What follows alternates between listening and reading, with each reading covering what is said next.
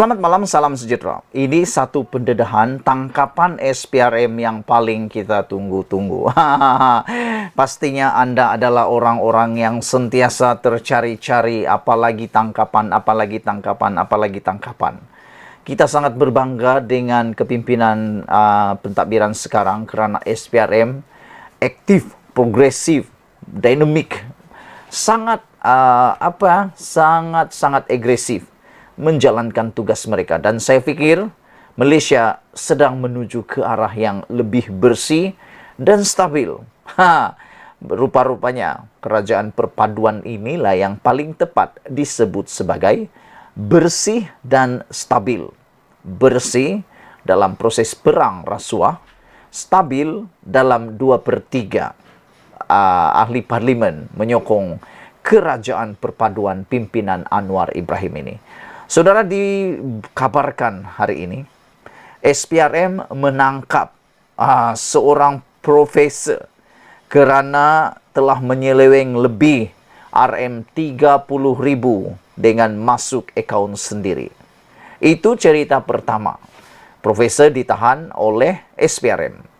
Cerita yang kedua yang kita akan cerita lagi yang paling mengejutkan Malaysia ialah apabila seorang penguatkuasa berpangkat lieutenant ditahan kerana terima rasuah dari nelayan.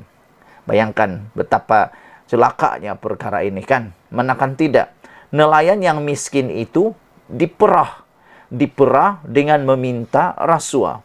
Yang meminta rasuah ini pula bukan jerung kecil, ini jerung paling besar. Bayangkan penguatkuasa berpangkat lieutenant yang menerima rasuah daripada nelayan. Ini bukan orang-orang kaya yang memberi, ini nelayan. Bayangkan saudara-saudara, bukankah itu satu perkara yang menyakitkan hati kita?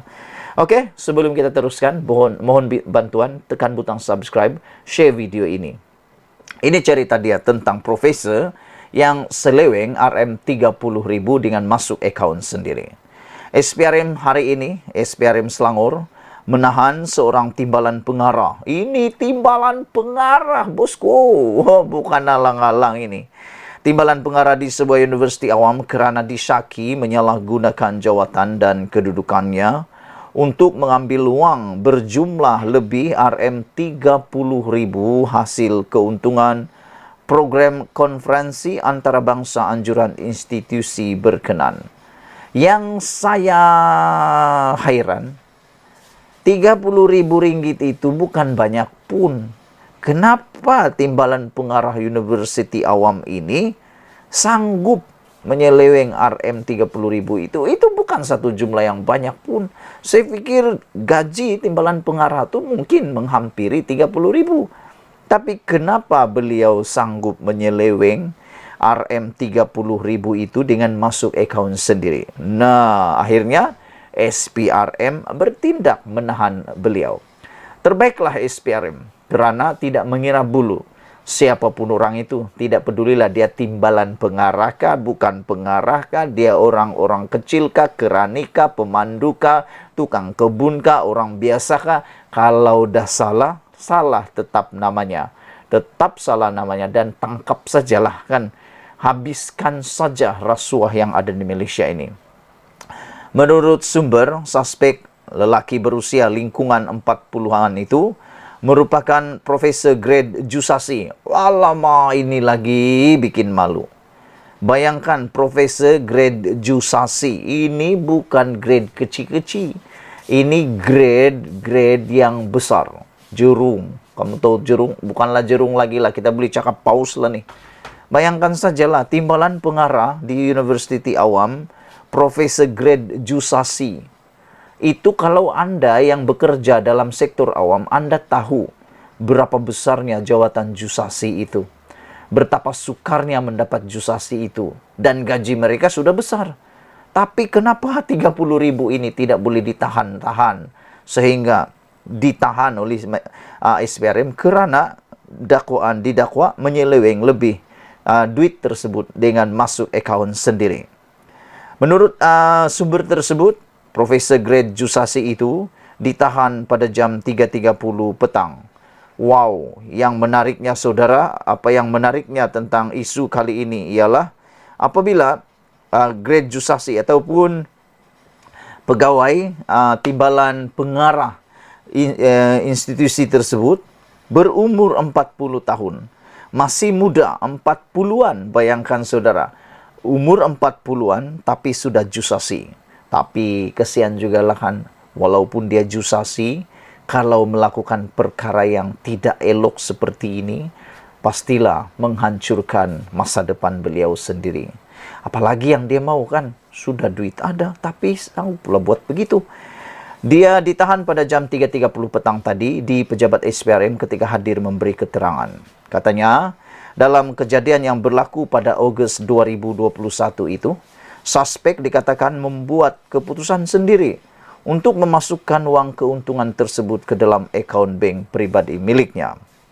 Sementara itu, pengarah SPRM Selangor, Datuk Alias Salim mengesahkan penahanan tersebut dan berkata kes disiasat mengikut Seksyen 23 Akta SPRM 2009. Dan isu kita yang kedua yang memang kita sedang ikuti daripada 3 hari yang lepas lagi ialah apabila seorang lagi jerung ikan paus ditangkap SPRM. Ini melibatkan seorang penguatkuasa yang berpangkat Lieutenant. Ini pun pangkatnya Lieutenant. Tadi Jusasi, ini Lieutenant.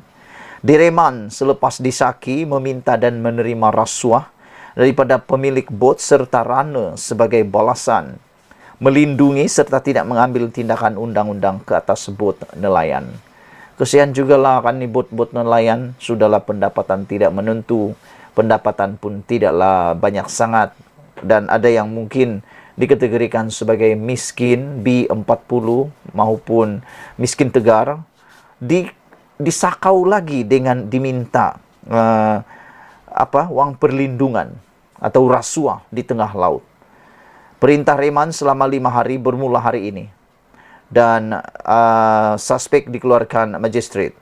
Menurut sumber, suspek lelaki berusia 34 tahun itu dipercayai bertugas sebagai pegawai kanan di sebuah agensi kerajaan di Langkawi, ditahan SPRM ketika memberikan keterangan di pejabat SPRM Kedah pada 9.30 pagi Selasa. Kegiatan dilakukan suspek antara 2015 hingga 2022. Penahanan suspek dalam operasi khas dikenali sebagai Ops Tunda itu menjadikan jumlah tangkapan membabitkan penjawat awam adalah seramai 6 orang. Semalam, SPRM menahan reman 10 individu termasuk seorang wanita terdiri daripada 5 penjawat awam dan 5 orang awam berusia antara 26 hingga 57 tahun bagi membantu siasatan.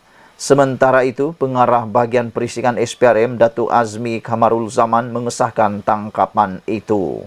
Saudara-saudara sekalian, rasuah turut diberikan oleh pemilik atau tokong nelayan yang melakukan kesalahan menangkap ikan di luar kawasan zon yang dibenarkan. Ada banyak cerita lagi dan kita agak kecewalah.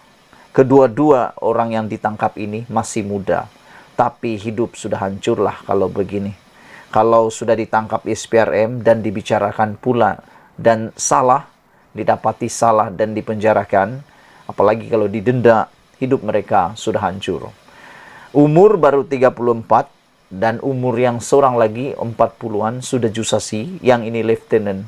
Kenapa mau hancurkan hidup? Kesenangan sementara, duit yang cepat diperoleh, duit haram yang seakan mudah diperoleh menghancurkan hidup Anda.